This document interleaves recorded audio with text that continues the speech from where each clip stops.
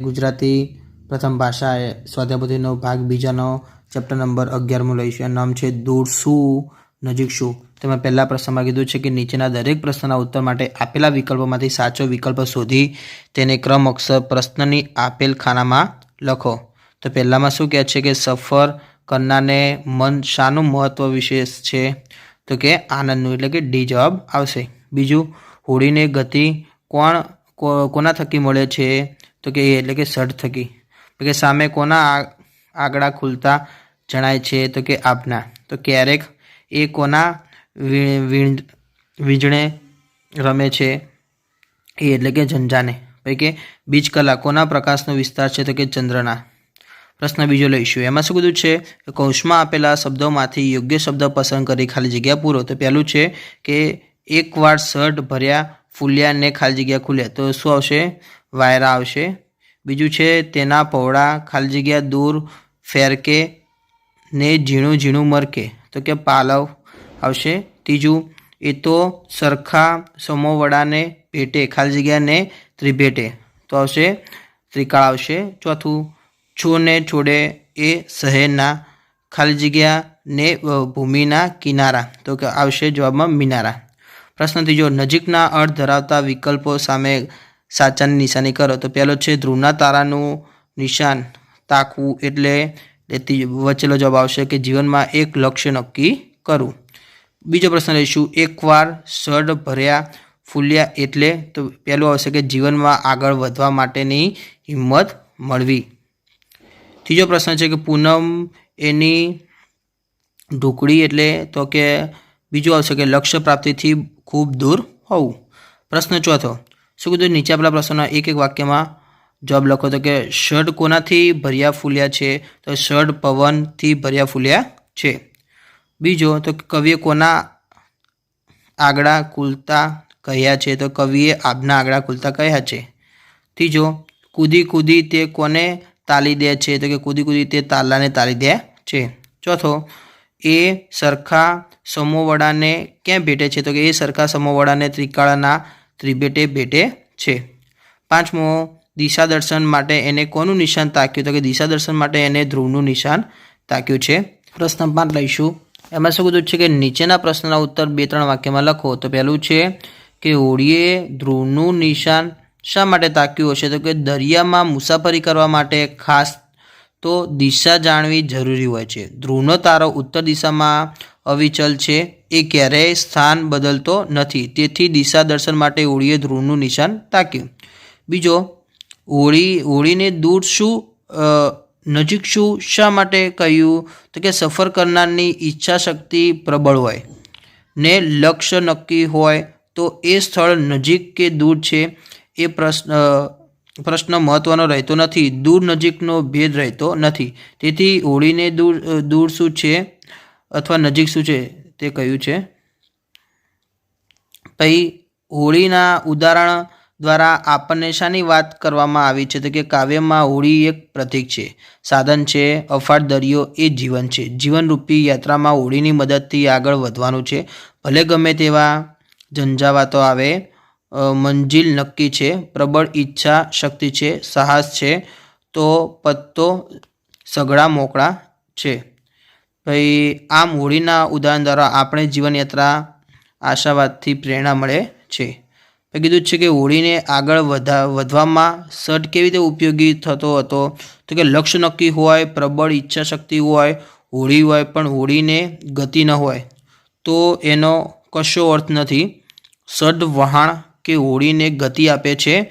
પછી સઢ એટલે વહાણના થાંભલાને બાંધવામાં આવતું કપડું, એમાં સુસવાતો પવન ભરાઈને વહાણને ગતિ મળે. સઢની રચના એ પ્રકારની હોય છે કે હોડીને આગળ વધારવામાં બળ પણ મળે ને હોડીનું સમતોલન પણ જળવાય. 5મો લઈશું, પૂનમ એની ઢુકડી એવું શા માટે કહેવામાં આવ્યું હશે? તો કે બીજના શુકન લઈને અજવાળિયામાં નીકળેલી હોડી એના મુસાફરના લક્ષ્યને આનંદ પ્રાપ્તિના ઉત્સાહમાં સમયની કશી ગણતરી રહી નથી. જોતામાં પૂનમ સાવ નજીક આવી ગઈ. લાંબો પથ વાતમાં ઝડપથી સહજ રીતે કપાઈ ગયો. તેથી ચલો પ્રશ્ન 6 ફકરો વાંચી પ્રશ્નના ઉત્તર લખો। અહીંયા ફકરો આપેલો છે તો હવે પ્રશ્નના ઉત્તર આપણે લઈ લઈશું। તો પહેલામાં શું કીધું છે, શેરપાએ શા માટે અરુણિમાને પાછા ફરવાની સલાહ આપી? તો કે અરુણિમા જ્યારે હિલેરી સ્ટોપ પહોંચી ત્યારે તેના બોટલનો ઓક્સિજન પૂરો થઈ રહ્યો હતો, તેથી શેરપાએ અરુણિમાને જિંદગી સલામત હશે તો ફરીથી પ્રયત્ન કરી શકાશે એમ કહીને પાછા ફરવાની સલાહ આપી। બીજો લઈ, અરુણિમાને પીછેહટ ન કરવાની પ્રેરણા કેવી રીતે મળી? તો કે અરુણિમાને તેની માતા અને બચેન્દ્રીપાલે કહેલી વાતથી પ્રેરણા મળી। તેમણે કહ્યું હતું, તમે જીવનમાં ક્યારે એકલા રહી જાઓ છો ત્યારે નિર્ણય તમારે ને માત્ર તમારે જ લેવો પડે છે। ત્યારે વિચારો કે એક ડગ માંડીને હું અહીંયા પહોંચી છું, એવી પડે પાછળ નજર કરી એક કદમ આગળ માંડજે, રસ્તો આપો આપ મળી જશે। ચલો અરુણિમાએ આપણને શું સંદેશો આપ્યો? તો કે અરુણિમાએ આપણને એ સંદેશો આપ્યો છે કે એક વિકલાંગ મધ્યમ વર્ગીય છોકરી ધારે તો શું ન કરી શકે। માણસ શરીરથી નહીં પણ મનથી વિકલાંગ બને છે ત્યારે તે હાર કબૂલી લે છે, પ્રયત્ન છોડી દે છે। આપણે મન પર વિજય મેળવવાનો હોય છે। પ્રશ્ન 4 જીવનનું જોખમ લેવાનો નિર્ણય અરુણિમા માટે કઈ રીતે આશીર્વાદરૂપ બન્યો? તો કે જીવનનું જોખમ લેવાનો નિર્ણય અરુણિમા માટે એ રીતે આશીર્વાદરૂપ બન્યો કે તે એવરેસ્ટની ટોચ પર પહોંચી ગઈ હતી, એ અશક્ય મંજિલ પર પહોંચી ગઈ હતી। અરુણિમાના મતે માણસ વિકલાંગ ક્યારે કહેવાય? તો કે અરુણિમાના મતે માણસ ખરેખર વિકલાંગ ત્યારે જ કહેવાય છે જ્યારે તે હાર કબૂલી લે છે, પ્રયત્ન છોડી દે છે। માણસ શરીરથી નહીં પણ મનથી વિકલાંગ બને છે। પ્રશ્ન 7 કાવ્ય વાંચીને પ્રાસવાળા શબ્દોની નોંધ કરો અને તેને આધારે વાક્ય બનાવો, જેમ કે કિનારા, મિનારા વગેરે। ચલો ખુલે ઝૂલે એટલે કે માની આંખે ખુલે છે ત્યારે એ જુએ છે કે બાળક ઝૂલે પડ્યું છે। ફરકે મરકે મંદિર ઉપર ધજા ફરકે છે, જોઈને ભક્તો મરકે છે। તાલી મતવાલી એટલે કે સૌ રંગે રમે છે રાસ, પૈકી દેતા તાલી મતવાલી રે। રમતી ભમતી આંગળે રમતી ભમતી દીકરીઓને જોઈ પિતાનું મન હરખાતું હતું। ઉપડી ટુકડી અમારી બસ એવી ઝડપે ઉપડી કે દ્વારકા નગરી લાવે સાવ ઢુકડી। પછી પ્રશ્ન 8 પદ્યમાંથી ગદ્યમાં ને ગદ્યમાંથી પદ્યમાં રૂપાંતર કરો। તો કે એકવાર શર્ટ ભર્યા ફૂલ્યા ને વાયરા ખુલ્યા એટલે જે સફર કરે છે એની હોડીના શર્ટમાંથી દરિયાઈ વાયરો ભરાતા શર્ટ ફૂલે છે ને હોડીને ગતિ મળે છે। બીજો સામે ખુલ્લું આકાશ છે અને નવા નવા રસ્તાઓ ખુલતા જાય છે। તો કે સામે આબના તે આગળ ખુલે ને પંથ નવા ઝૂલે। ત્રીજો તેના પવડા પાલવ દૂર ફરકે ને ઝીણું ઝીણું મરકે એટલે કે દૂર તેના પવડા પાલવ એટલે કે સંધ્યાના શક્તિમાં આકાશમાં વાદળોથી રચાયેલા પાલવી ફરકી રહ્યો છે ને મન જાણે મરકે છે। પ્રશ્ન 4 લઈશું, તેણે ધ્રુવનું નિશાન તાકીને ઉડીને તે દિશામાં આગળ હંકારી એટલે ધ્રુવનું નિશાન ભલે તાક્યું બાકી ન કોઈ રાખ્યું। પ્રશ્ન 9 ખોટો વિકલ્પ છે કે સાચું વાક્ય બનાવો। તો કે નરેશે માહિતી ગોઠવીને ચાર્ટ તૈયાર થયો કરો કે કર્યો? તો નરેશે માહિતી ગોઠવીને ચાર્ટ તૈયાર કર્યો આવશે। ઓકે, થયો પણ ના આવે કે કરો પણ ના આવે એટલે આપણે તૈયાર કર્યો આવશે। બીજો લઈશું, કવિ કલાપીએ અનેક કાવ્યો બનાવી હતી અથવા રચના કરી હતી અથવા લખ્યા હતા। તો અનેક કાવ્યો લખ્યા હતા, બનાવી હતી ના આવે, રચના કરી ના આવે। ત્રીજો લઈશું, શિવાજીની પોતાના મનનો ભાવ બહુ પ્રામાણિક રીતે વ્યક્ત કરે છે કે બોલે છે?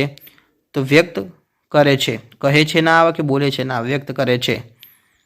પ્રશ્ન 10 ઉદાહરણ મુજબ રેખાંકિત શબ્દ ઉપર તરીકે મળે તે રીતે પ્રશ્નો બનાવવાના છે। તો કે જો અહીંયા પ્રશ્ન આપેલા છે રેખાંકિત શબ્દો ઉપર તરીકે મળે એ રીતે પ્રશ્ન બનાવવાના છે। તો અહીંયા પ્રશ્ન મને જો, કોણ તેના ભાઈ ફિલિપને લેવા રેલવે સ્ટેશન પર પહોંચે છે? બીજો બને આશ્વી કોને લેવા રેલવે સ્ટેશન પર ઝડપથી પહોંચે છે? ત્રીજો આશ્વી તેના ભાઈ ફિલિપને લેવા કેટલા વાગે રેલવે સ્ટેશન પહોંચે છે? ચોથો આશ્વી રેલવે સ્ટેશનના કયા નંબર પર પ્લેટફોર્મ પર પહોંચે છે? આશ્વી તેના ભાઈ ફિલિપને લેવા સાંજે 7 વાગે ક્યારે પહોંચે છે? આ બધા પ્રશ્ન બનશે।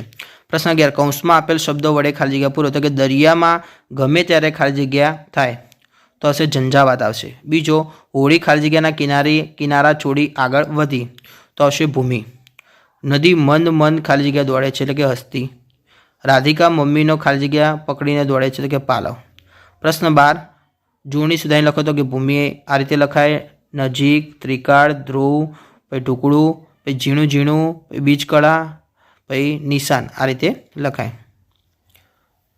પ્રશ્ન 13 નીચેના શબ્દોના બે સમાનાર્થી શબ્દો લખો તો કે ભૂમિનું જમીન, ધરતી, પંથનું માર્ગ અને રસ્તો.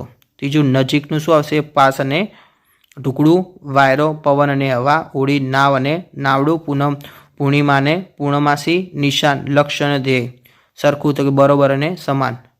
પ્રશ્ન 14 નીચેના શબ્દોના વિરોધાર્થી શબ્દો લખો. નજીકનું દૂર, નવાનું જૂના, ટુકડી તો દૂર, આપ તો ધરતી, હસન તો રડંટ.